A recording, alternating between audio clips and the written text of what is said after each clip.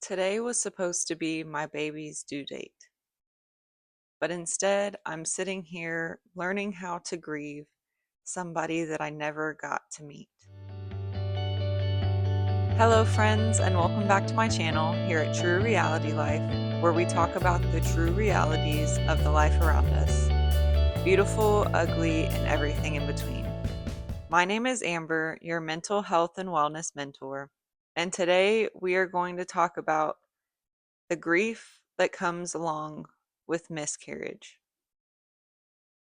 I'm going to try to make it through this episode without crying, but today is a really hard day for me.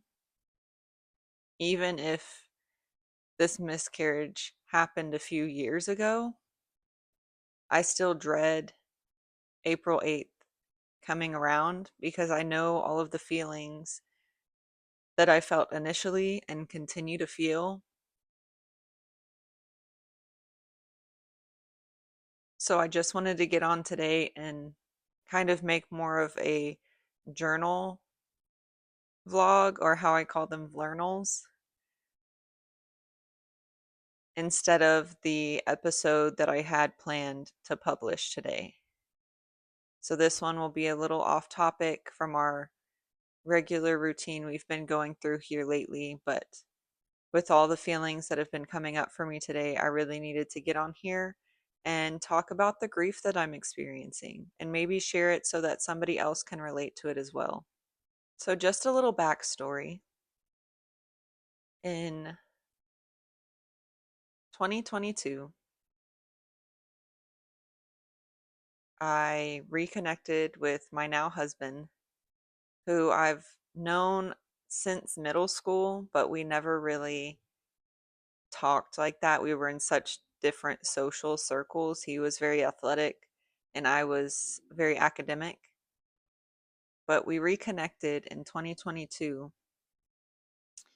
and pretty soon into our relationship, I ended up getting pregnant. And, at the time, I was just getting out of another serious relationship and I kind of jumped into this one. But even whenever I was questioning our relationship is literally the moment that we found out we were pregnant. So I thought I would give it an honest go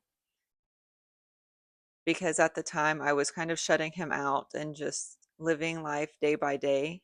So finding out about being pregnant, I thought I would give him the opportunity to see the truest, most vulnerable side of me, to where I was actually open to him as a person. And I definitely believe everything happens for a reason. So finding out we were pregnant kept us together at the moment. And since I was a little girl, what I always wanted to be was a wife and a mother. And so finding out that I was pregnant was extremely exciting for me.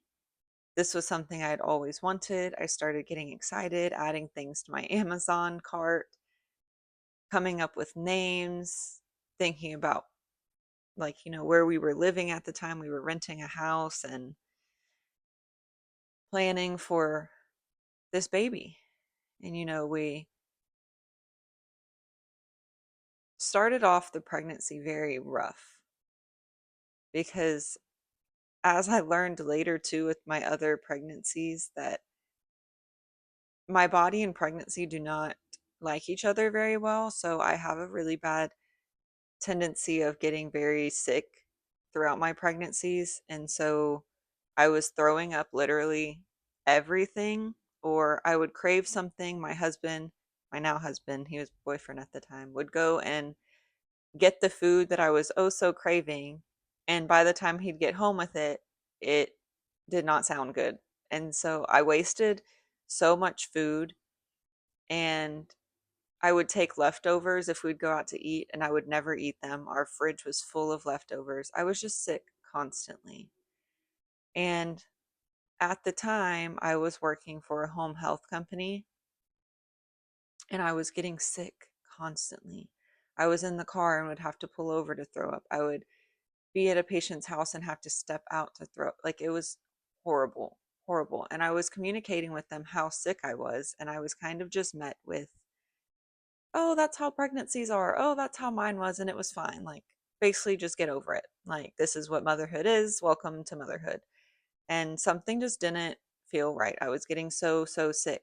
And whenever I tried to, schedule the first doctor's appointment, they don't even want to see you until you're 8 weeks, right? To even confirm the pregnancy. And that made me extremely nervous because I was getting very sick and they were just like, oh, this is the normal part of it all, morning sickness, whatever, just drink fluid, stay hydrated. Okay. So I go in at 8 weeks finally, and everything was looking fine. They said they didn't want to do an ultrasound yet, I believe. They just wanted me to do the pregnancy test and things like that, and they would do the ultrasound at the next visit because it was still kind of too soon to confirm a heartbeat and didn't want to scare me if there wasn't one, whatever the situation was. So here I am going along. Next appointment, I think, was at like a little over 11 weeks or almost 12 weeks. And, my predicted due date, April 8th, 2023. But I go in at this appointment for 11, 12 weeks, which is almost 3 months at this point. I was pretty excited. I was like, okay, this is the one. And we go in to get an ultrasound, and they couldn't find a heartbeat. So I don't, at the time, I felt very like I just numbed everything out. I was very confused. I didn't know what was going on. Never been through this before. I was just excited, and I wasn't aware of this other side of pregnancy and motherhood. Like nobody talks about the sad parts unless you're in healthcare, because like I've seen other sides of it, because as a nurse I had to go through my rotations within, whether it was OBGYN or postpartum or labor and delivery. I had to go through different rotations, and I had seen bad things happen then, so that's how I knew I didn't want to be an L&D nurse or anything having to do with babies or children or anything. But I didn't realize like how common miscarriages are. My heart was literally shattered that day.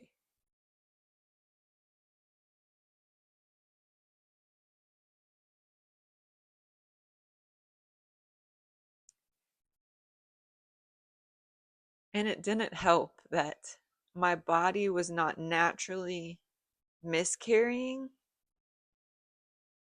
So then I had to take, basically abortion pills, pretty much, is what the medication is used for.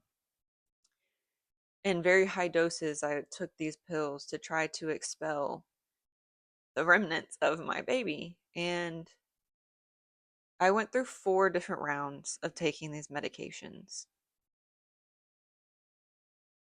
And I think the main thing that really got me through this was not only my now husband, but one of my friends who I went to nursing school with, her sister was going through the exact same thing at the same exact time as me, like similar due dates, similar miscarriage, similar like experience having to take these pills. But I do think the pills worked for her. But for me, after 4 rounds of taking these pills, it still wasn't clearing out everything.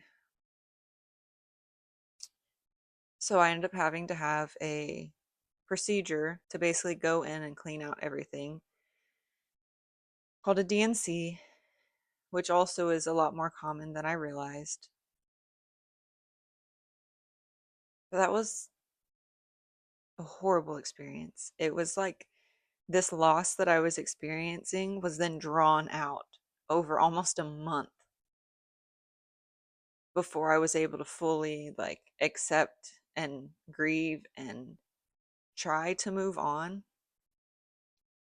And it was just It was heartbreaking. It really was. It left a hole inside of me that I couldn't explain. I couldn't explain why this was happening to me.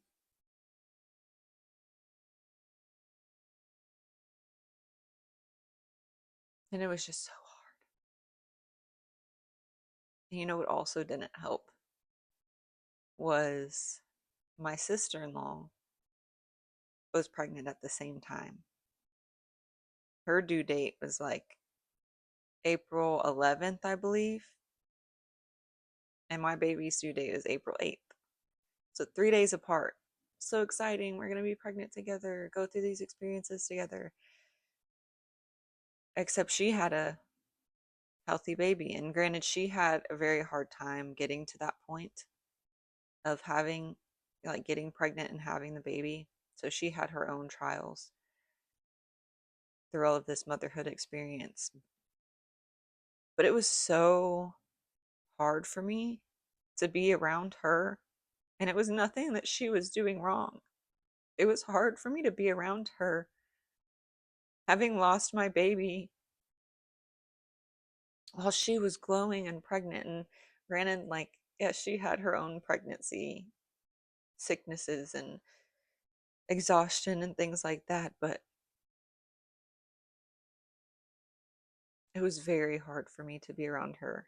And then once she had her baby, she ended up having her baby April 10th. And I was so beyond excited for her. But there was this constant, like, feeling of jealousy that that should be me. And as the months went by after I had this miscarriage and had the DNC procedure, whenever I was cleared to start trying again, I was very eager to try, even though we technically, like, we're not in a place in our relationship for to really have kids yet. But having mentally and emotionally prepared for that first pregnancy, for that first baby, I was like, oh my gosh, I need to fill this void. I need to do something. So we tried, and it was not happening. We tried for almost 6 months and just no luck. And then finally, once we moved into a new house and we had our housewarming and everything like that, we ended up pregnant with my now beautiful 2-year-old. And I'm so beyond grateful for her.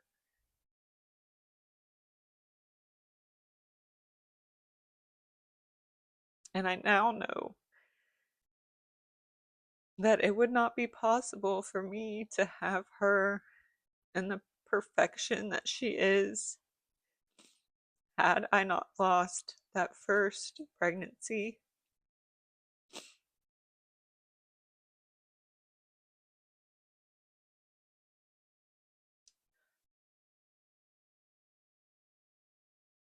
So she is what we call a rainbow baby, the baby that comes after a miscarriage that may have not happened without that miscarriage.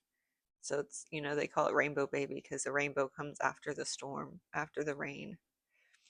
And that's exactly what she was. And she has been such a joy. She has been such an easy baby. She is beautiful and smart and kind. And gosh, it's just every little thing that you would wish for in a child. Like, she is all of that. And yes, now I have my 9, almost 10-month-old as well, which she is just a beautiful addition to this family. But man, it doesn't take away that pain of the loss from the first one.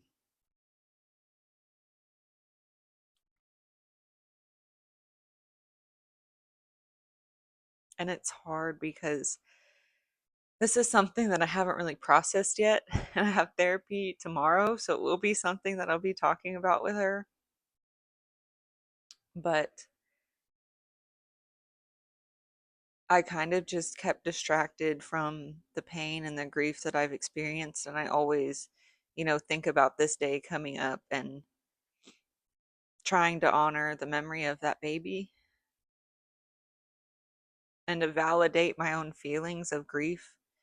Because even if it's been 3, 4 years now, well, 3.5, whatever it is, it still feels like just yesterday. Even if so much life has happened since then, it still feels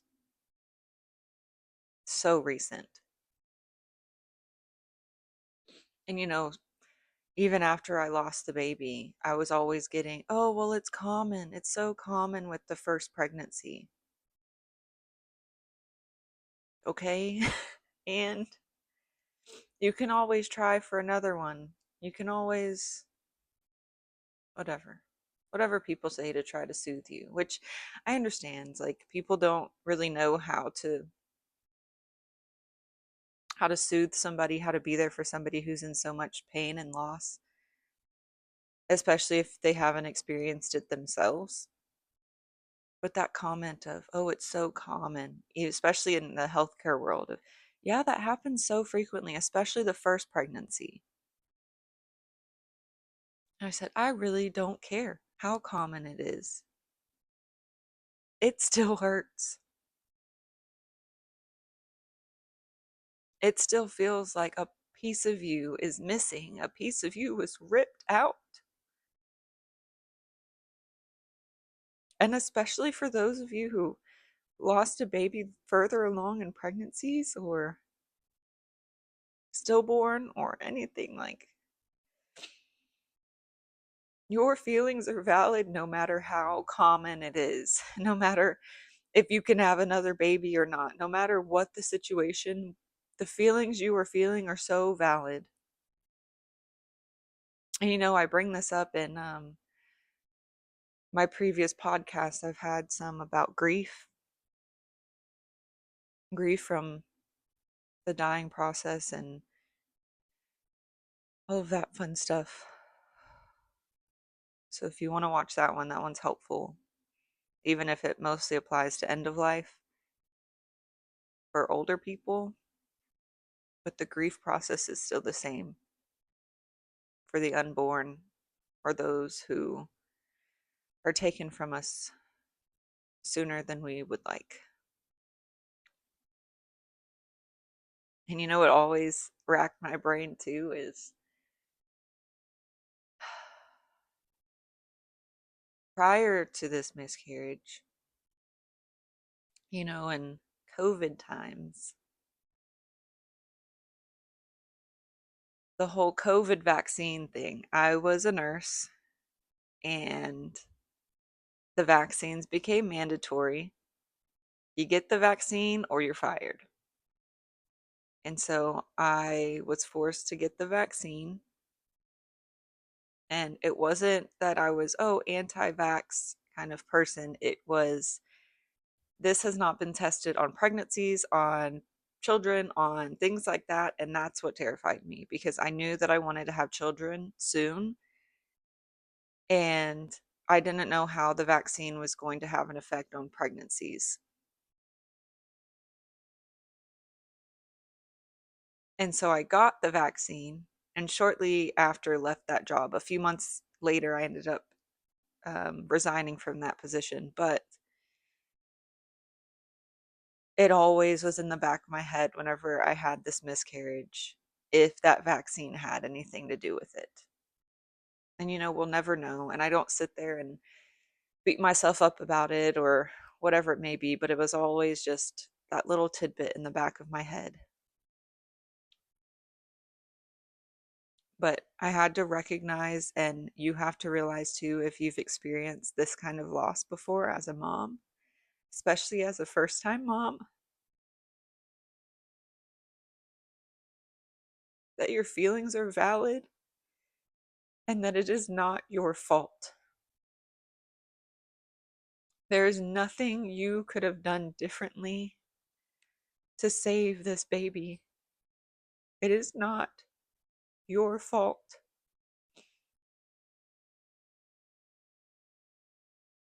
And that's a hard one that I've had to come to terms with. I know it is. I know it's so hard. And especially for me, I was so frustrated with the world because I had literally quit my job because of how difficult my pregnancy was, because I could not continue with this home health job of driving around constantly whenever I was so sick all of the time and just being told, oh, well, that's just how pregnancy is. Welcome to motherhood. And obviously it wasn't. So, it was always in the back of my mind, like, what if I pushed myself too hard? What if I would have taken it easier? Would that have saved the baby? Like, this wasn't just part of pregnancy. What if I was ignoring signs that could have saved that baby? And I didn't even get to find out the gender because that was supposed to be the next round of blood work.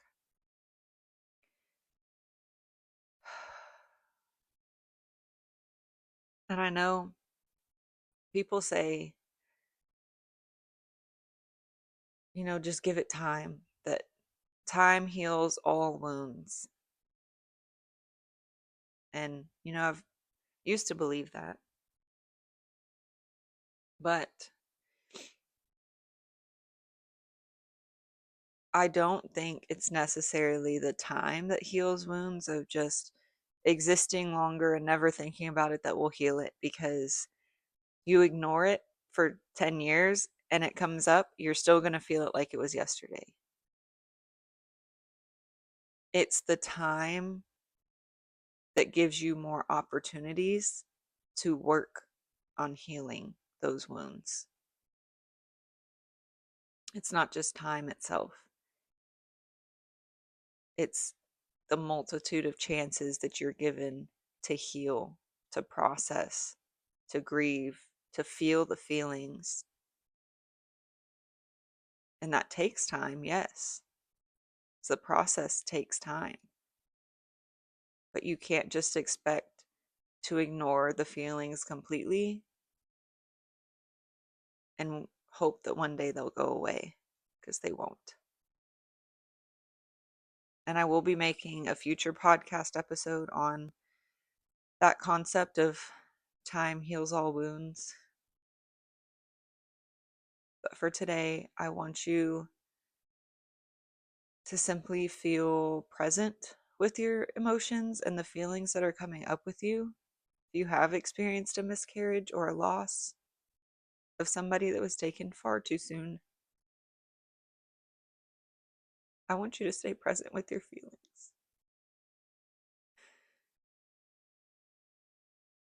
Allow yourself to feel the feelings. It is a part of the human experience.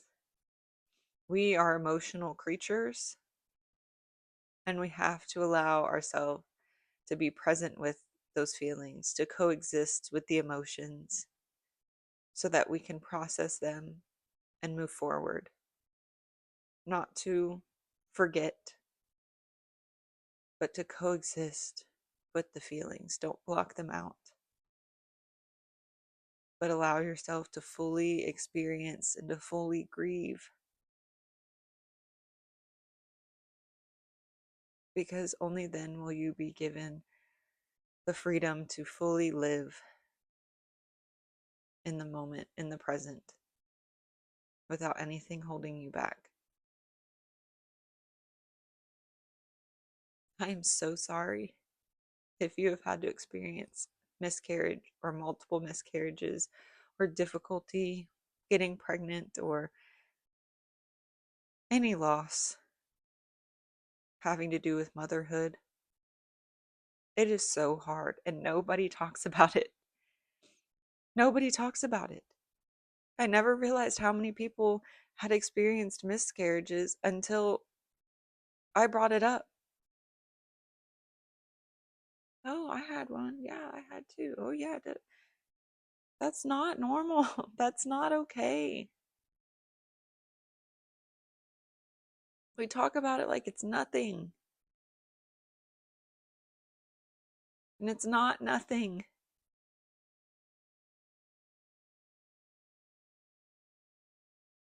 So I dare you to speak up. Find your community. Find a support system to help you through this grief. Recognize that you are not alone. You are loved, you are valued, you are enough. It is not your fault. You are allowed to feel the feelings.